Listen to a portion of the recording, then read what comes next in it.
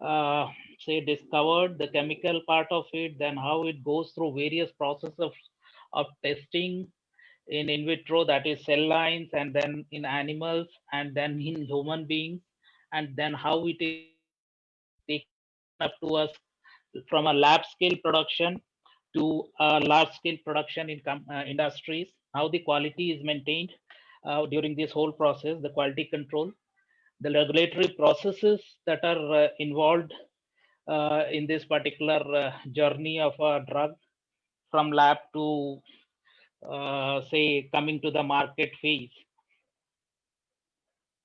Uh, so to begin with, what I would say is there is a ray of hope because we all are into a situation where we are eagerly waiting for a good vaccine to come out for this particular pandemic, that is corona pandemic. There is a lot of news on vaccine hitting the market. News channels are running news items, news editorials are being published. Uh, Russia has come up with a vaccine the day before yesterday. I guess there was disclosed on in the news. There are ongoing trials. Lot of permissions are being granted both in India and abroad in many countries.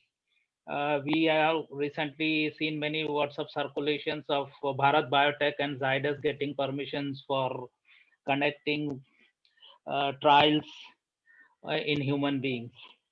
Companies simultaneously are also investing into production lines, that is preparation to produce these particular vaccines in large scale, with the hope that the researchers will come out with a good vaccine very soon. So companies are gearing up, keeping things ready for large scale productions. Also, timelines for availability of vaccines is being discussed. Like our Prime Minister has announced, we'll be having a vaccine around 15th of August, and it's very soon. We are around the corner. Today is almost 12th August. 3 more days are pending. So we hope to hear a good news.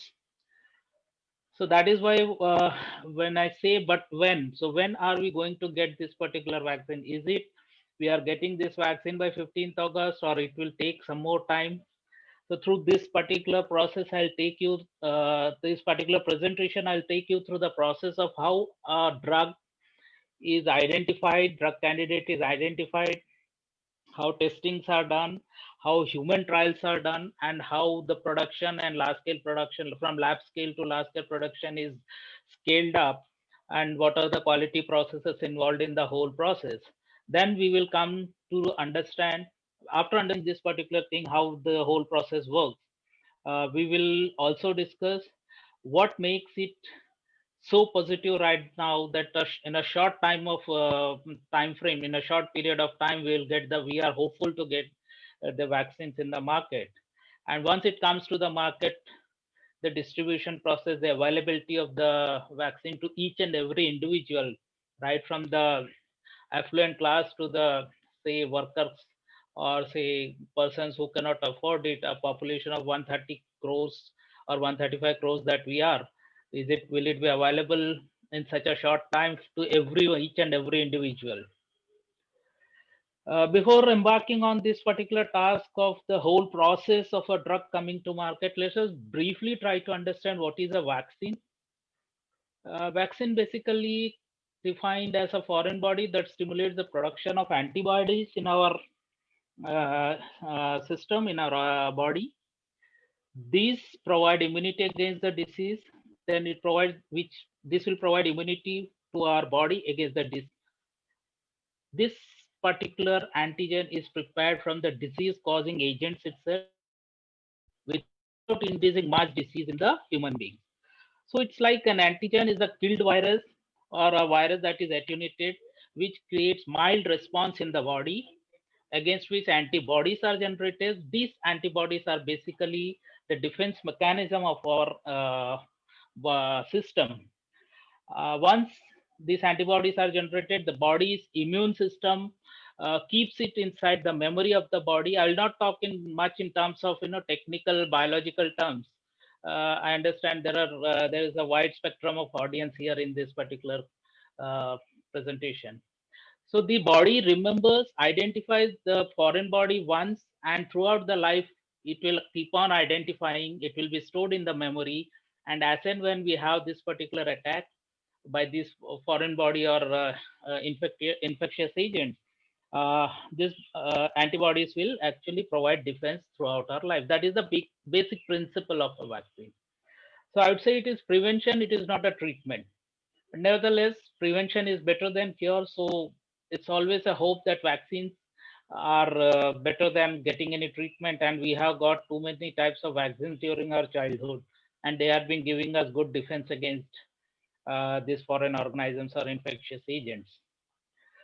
Uh, to begin with, let me try to explain you all how the process works.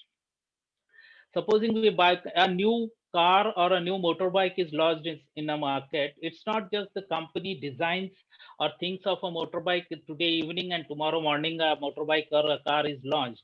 It has to go through a long process. Like the first part is design. We talk too much about aerodynamic designs and other things. So the design of the particular bike or the car automobile has to be perfect, which has to go through many processes. Then after completion of that, the engine is prepared, the capacity, the body structure of the car is designed, and they are brought together, assembled, and different types of tests are being conducted, like the speed test, the engine test, the functions of various particular different systems of the car. So all these tests are done in the automobiles research center. And later, once the automobile is ready and it passes all the desired functions, the say the CC horsepower output and the braking system, everything, if it is passes through, then the automobile is sent for safety tests. Safety tests we must have seen in many TV channels, that the car is put through various type of tests. Like in this case, we have a crash test here, in wherein the assessment of the crash, uh, after crashing the car into a simulated thing or in a research center type of thing, the problem is assessed. So this is a basic process through which an automobile is designed and it is launched into the market. Similarly, a vaccine also passes through various stages. The development of vaccine involves several stages, in fact, of long processes. In safety of vaccines is very important. The first thing that comes to mind for a new drug is its safety. It should be safe in the human beings once it is given. So before it comes to the market, it also has to go through a long process, a tedious process, wherein different uh, scientific groups work on different areas and slowly bring the molecule to the market phase or to the distribution phase. That the very first step in this particular journey is exploratory stage. Then comes the preclinical stage. The third is the clinical trials. Then the regulatory review and approval phase. Then comes the manufacturing. Actually, from here, the large scale process starts from laboratory to the production unit. And then the quality control. Quality control is a continuous process, whether it is during the research phase or the manufacturing and marketing phase. So to begin with the first stage, exploratory stage. Exploratory stage is a basic laboratory research phase. Its time frame is basically 2 to 4 years. It can take, sometimes it can be earlier than 2 years, and sometimes it can be even more than 4 years. But the average phase is 2 to 4 years. Scientists identify natural or synthetic antigens that might help prevent the treat a particular disease. These antigens, as I said you in our earlier slide, can be viruses, virus-like particles, weakened viruses or bacteria, weakened bacterial toxins or other substances derived from pathogens, which actually trigger immune responses in our body to create a good defense mechanism in our body. Coming to the next phase of the journey of a vaccine, the next phase is basically a preclinical phase. Preclinical, the word itself is very much understandable. It is before the clinical phase. We have heard too much about clinical trials, clinical phases, and other things. So the stage before the clinical is called the preclinical phase. This again is divided into three different subsets. That is pharmacology or the efficacy stage. the safety pharmacology stage, and the toxicity stage. Nevertheless, these three phases are done into two different categories. One is the in vitro category and one is the in vivo category. In vitro means it is done in cell lines, in test tube. To be very simple, it is done in any type of systems that are available in, say, test tube or cell culture form flask and other things. And if when it is in vivo, it is in animals. That is, it can be a mice, it can be a rat, guinea pig, rabbit, dog, primates, monkeys, anything, animals that have been recognized as good for research with vaccines or medicines. So there are a set of animals that are identified as um, useful animals for conduct of this type of test, and this particular species of animals are actually used in the say preclinical research. This phase again is of 2 to 4 years. It can be even longer, as I said. It can be less. It cannot be less ideally. Minimum 2 to 2.5 years of testing time frame is required for a preclinical, all type of preclinical test, and sometimes it can be up to 5 to 6 years also. So, but the average is 2 to 4 years. We can roughly take it like that. So, to expand or to more tell you in detail about these three phases, if we say pharmacology or efficacy, in pharmacology, what is done is the scientists try to understand what the drug that is given to an organism or a human being, how it acts on the organism, and what the organism does to the animal. These two basic principles are taken care in the pharmacology studies. And the efficacy means it is the dose at which the desired effect is expected. So this particular phase uses mode of analyzes the mode of action of a drug, the effects of the drug on the body, and what the body does to the drug, how the drug is eliminated from the body, how it is absorbed in the intestine, or how it circulates through the bloodstream and other things. Then comes the next phase is safety pharmacology study. Once pharmacology studies are over, based on the data that is received from the pharmacology or efficacy studies, the next phase of studies that are done is safety pharmacology study. As the name itself is self-explanatory, you can understand safety means safe.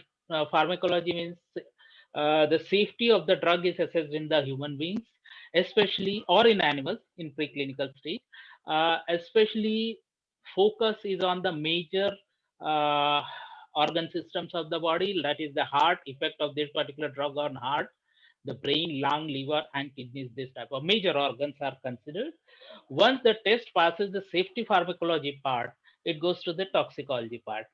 Toxicology is toxic level at which the drug becomes toxic. So that, say if an efficacy dose is 10 milligram to cure particular disease, that is what it is understood from the experimental part.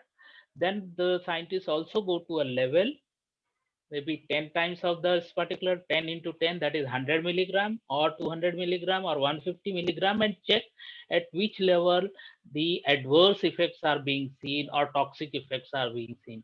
So that effectively gives a safety margin between the actual usage of the drug and the toxicity at which it causes toxicity. So this safety margin is very much useful, and the higher the margin, the safer is the drug.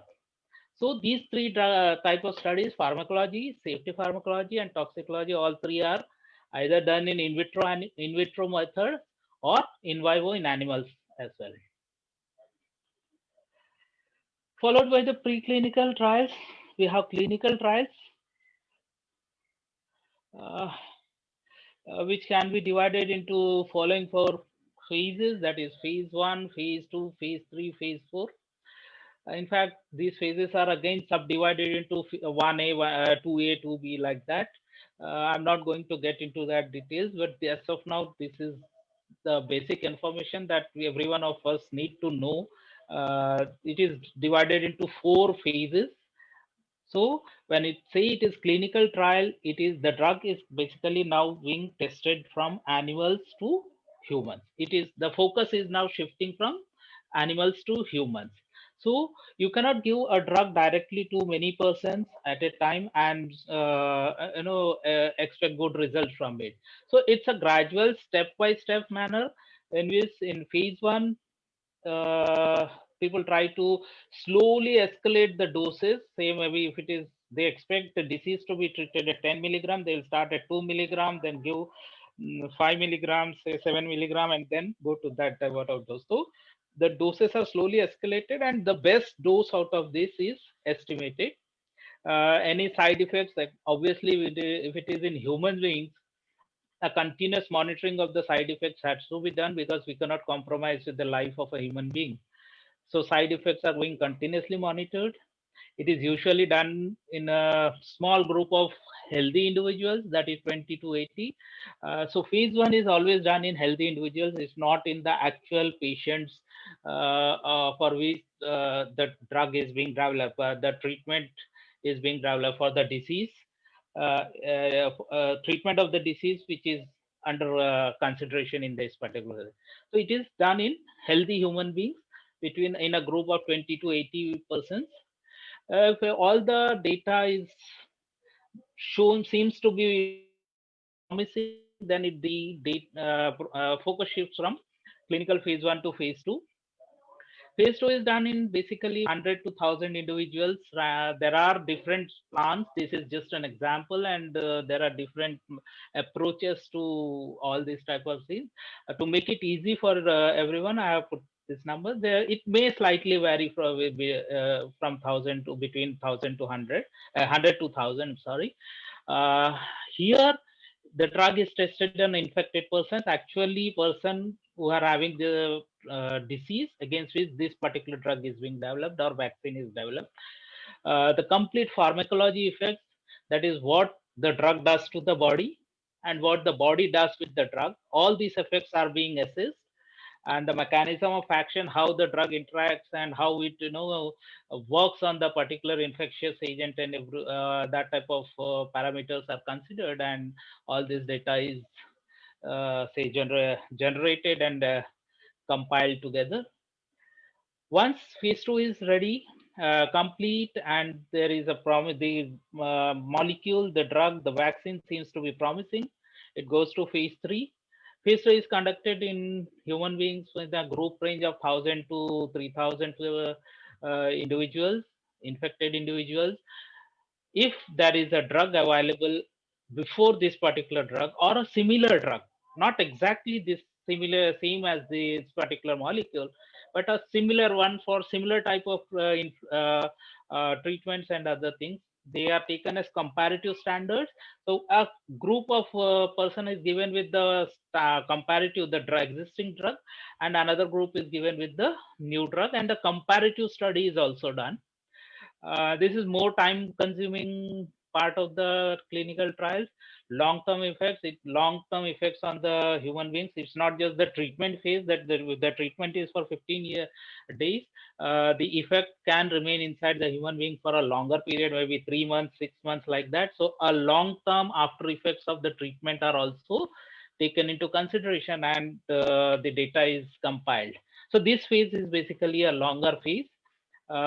Once the clinical phase 3 is complete and everything is okay and it seems to be a good molecule, useful molecule, then the data is compiled and given to the regulatory body, that is the government agencies, which will assess all the data right from the exploratory stage to preclinical stage to clinical phase 3 stage, and based on this data they give the approval.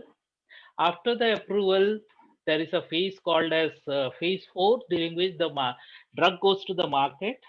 More participants are involved. Actually, it is treated and data is generated or collected once it goes to a widespread geographical location, maybe throughout the country, throughout the world, and more information is collected how the particular drug is working, whether it is really useful or not. So after phase 3, actually the permissions are granted, and phase 4 is a post-approval analysis. So in some cases, there is a phase before phase 1, which is called as phase 0, but it is a different design of approach altogether.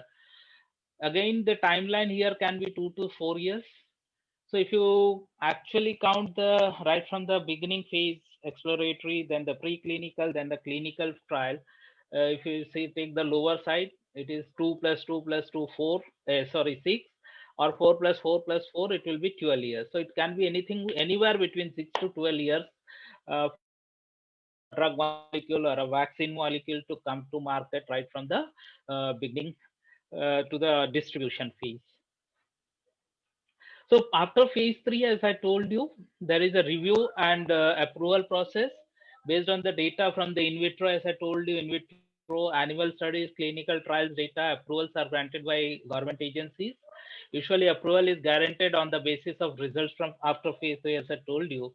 What the regulatory body sees, look for is risk versus benefit. That is, if a drug is having more risk and less benefit, it might be probably avoided or cannot may not be given permission. Even some cases, if the risk is high and benefit is also high, that type of drugs are approved. It is all there is altogether a different approach to analyze, assess these type of things and give permission. The basic thing is the regulatory bodies looks at the risk versus benefit factor of a particular candidate, drug candidate or vaccine candidate. Uh, Now, if we see, as I told you, total timeline can be between 6 to 12 years, 8 years, maybe it can come out in 10 years. So, in current situation, we have come across Corona pandemic. Maybe it started in around December in China, and in India, it has actually been witnessed somewhere around late February or early March. So do we have hope in future? I mean, how early can we get a drug? We are very hopeful. By 15th August or very soon, or by October, by December, a vaccine will come out, and we all will be getting the drug, getting the vaccination. Nevertheless, we do have hope. We have hope that these things will come out. I'll tell you how it can come up, because we have already discussed the process long and time consuming, and 6 to 12 years it takes. But there are various steps, massive steps that have been taken by government bodies, private organizations, who are to work out and come out with a vaccine candidate at the earliest, and in such a short span, that is 6 months maybe, or maybe say within a year's time. And we have already seen that this work has started. So I'll tell you how it is possible that a vaccine can come out so early, so soon, if the whole process takes so much of time. So we need to have our hope that yes, it will come. How it will come, we'll discuss in our on coming slides. So after the drug candidate is given approval by the regulatory bodies, it goes to production area, production processes.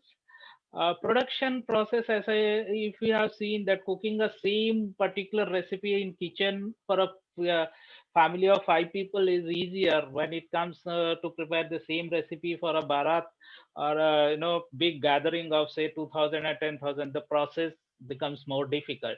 Although the recipe is same, so that is how you can actually understand the process from when it travels from a laboratory condition to a large scale production unit. You need to have big fermenters or big processes, big pumps, engineering support and all to come out with large scale production of the vaccine or the drug. So that process becomes very tedious and very it's really a big problem.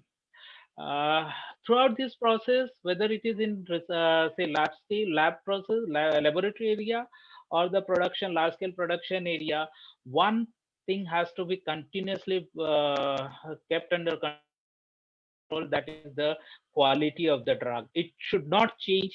We cannot afford to change the quality of the drug from lab scale to the large scale production area. So these are few examples which I have actually put. There are many more say endpoints that are to be taken into considerations. Well, few of them are stability of the drug, purity of the drug, and the impurities, there are no drug is 100% pure, no combination formulation is 100%. There are some amount of impurities present in them, and a percentage is already always fixed by the regulator. It should not, a percentage of impurity is always fixed by the regulator. We should not increase from a, say, the regulator says it should be a 94% pure drug.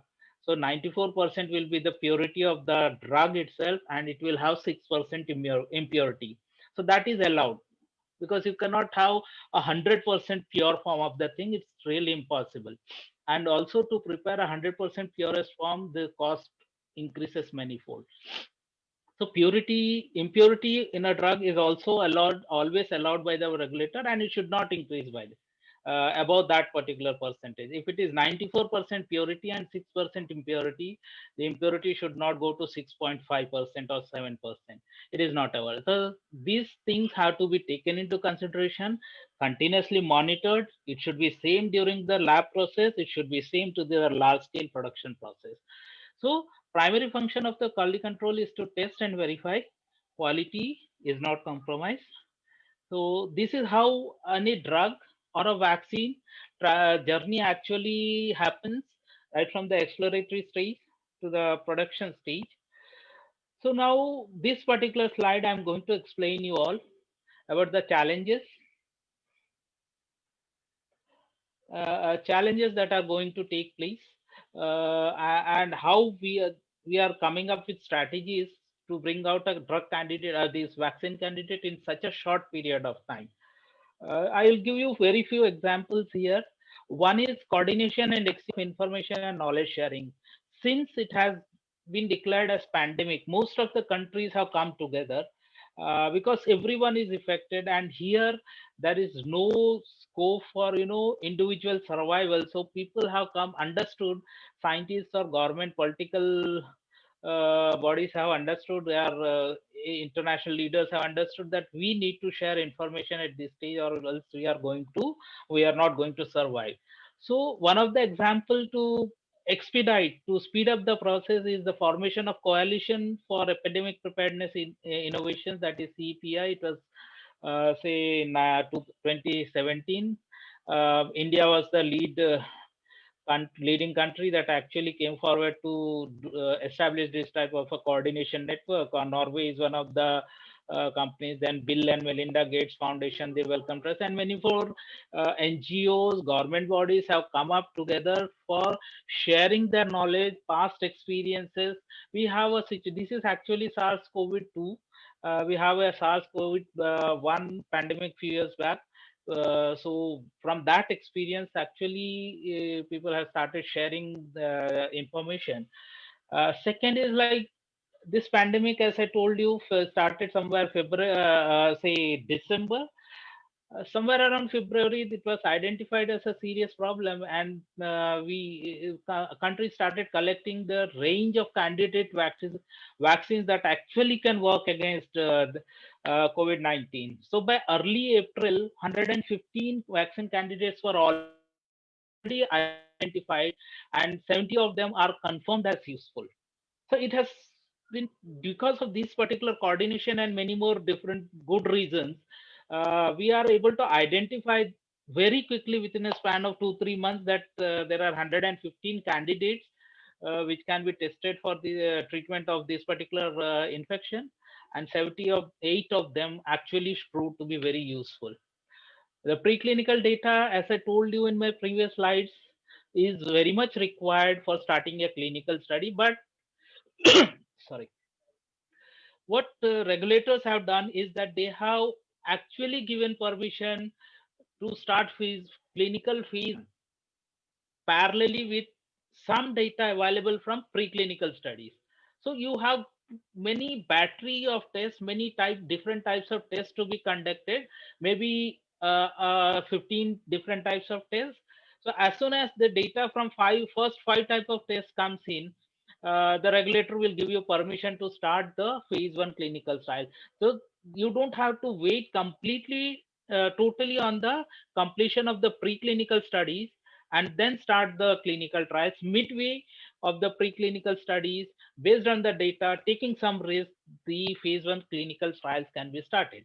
And fourth point is past experience. The previous experience with SARS-CoV-1 has actually helped in dealing with SARS-CoV-2.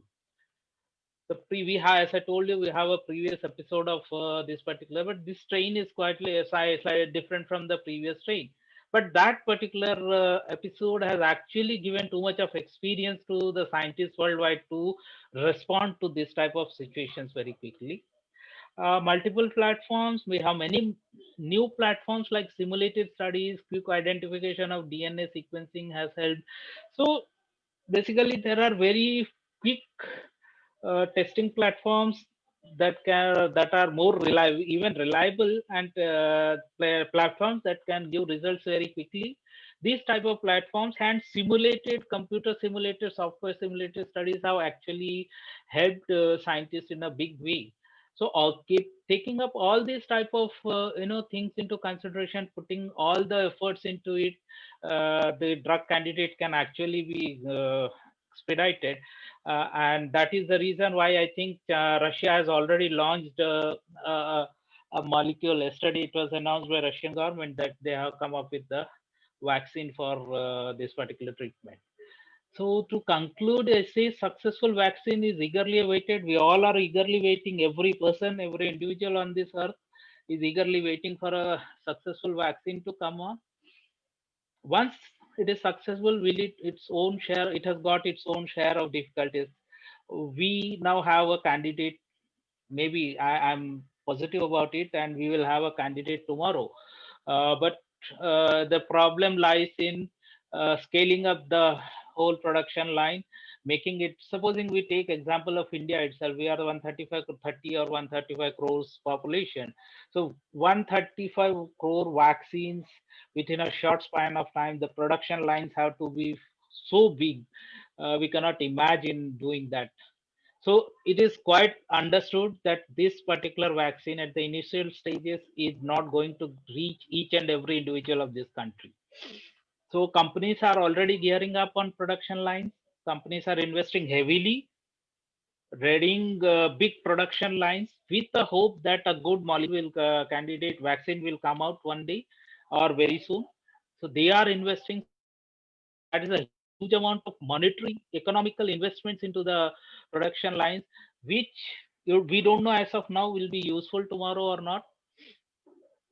Reach, delivery, and access need to be charted out. Once we agree that we have a good vaccine, even the companies are able to produce 135 crore vaccines for our population, Indian population at least, then it's the next level of difficulty is taking it to each and every individual in the country, in the remotest part. The last mile reach has to be taken into consideration. So commercial factors and cost is a major challenge. You don't know whether the vaccine will cost you 2,50,000 or 25,000 or say 250 rupees. We don't know how much it will cost as of now.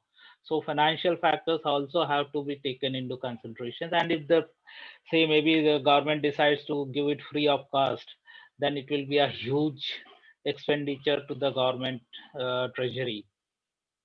So with this, I think definitely there is a hope that a candidate will come up because people, companies, government agencies, regulatory bodies, scientists, everyone has responded quickly and working overtime to bring up a good vaccine. There are many, as I told you, vaccine candidates that have been reported to be promising and coming to the market very soon. But nevertheless, parallelly, we have these challenges which needs to be addressed, whether it is the pricing or last mile, reach to the each and every remotest part of the country. In fact, the total number, huge number of requirement of vaccines that we have. I hope companies or governments will address this type of things very soon, and we'll have a good candidate coming up. Nevertheless, let's be hopeful. Positivity, we cannot leave our positivity and expect that a candidate will come soon. With that, I think I end up my presentation, and look forward for any help that any of you need to have. Thank you.